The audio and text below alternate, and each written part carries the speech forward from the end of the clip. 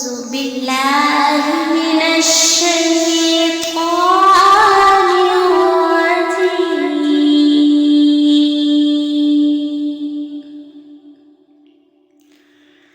بسم الله الرحمن الرحيم.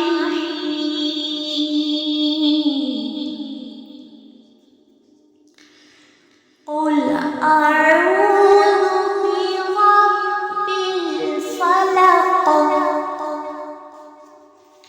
من شر ما خلق